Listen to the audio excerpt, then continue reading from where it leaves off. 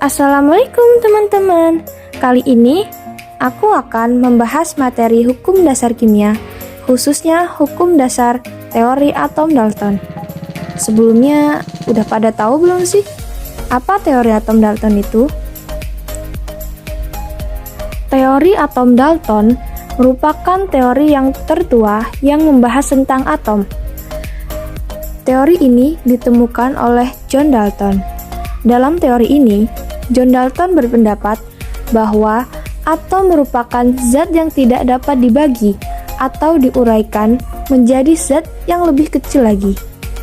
Bunyi teori atom Dalton antara lain, yang pertama, semua materi yang ada di dunia terbentuk dari kumpulan atom dan atom yang sudah tidak bisa diuraikan lagi.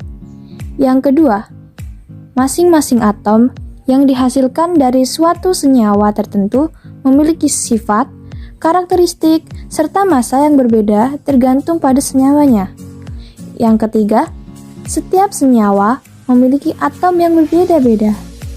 Yang keempat, adanya kedua atom yang dapat membentuk menjadi sebuah senyawa, bahkan molekul.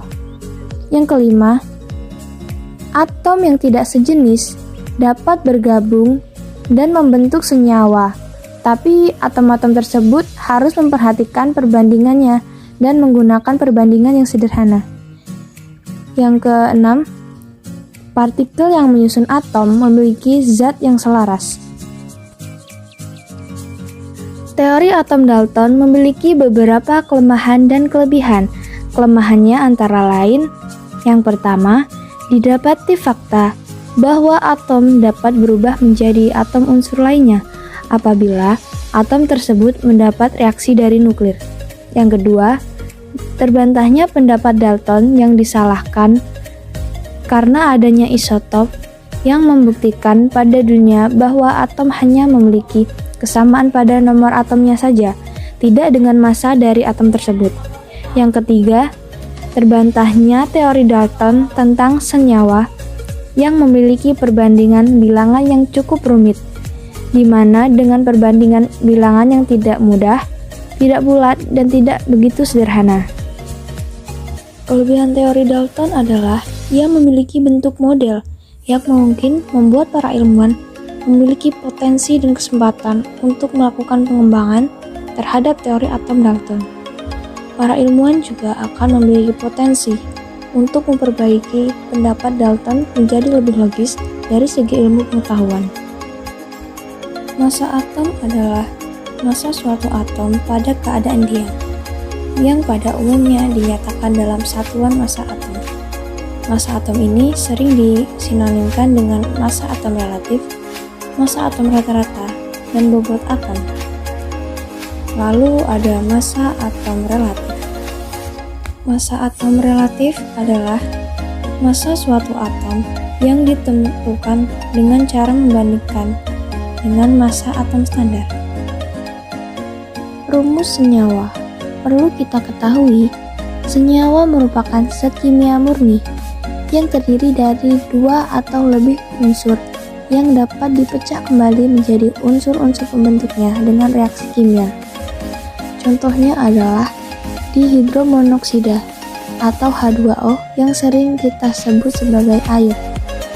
Air merupakan senyawa yang terdiri dari dua atom hidrogen untuk setiap atom oksigen.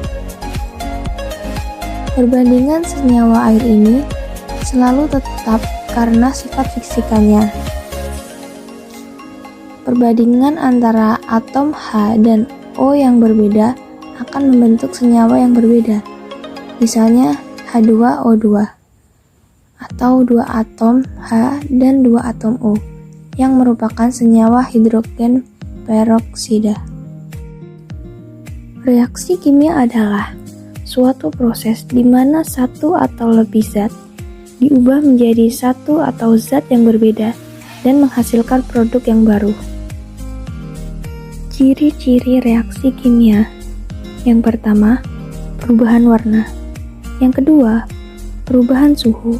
Yang ketiga, formasi presipitasi. Yang keempat, menghasilkan gas.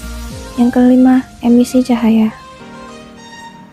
Faktor-faktor reaksi kimia antara lain yang pertama, konsentrasi reaktan, yang kedua, tekanan, ketiga, suhu, keempat, katalis, kelima, sifat reaktan, keenam, orientasi spesies yang bereaksi, yang ketujuh, luas permukaan, kedelapan, intensitas cahaya, kesembilan, sifat pelarut.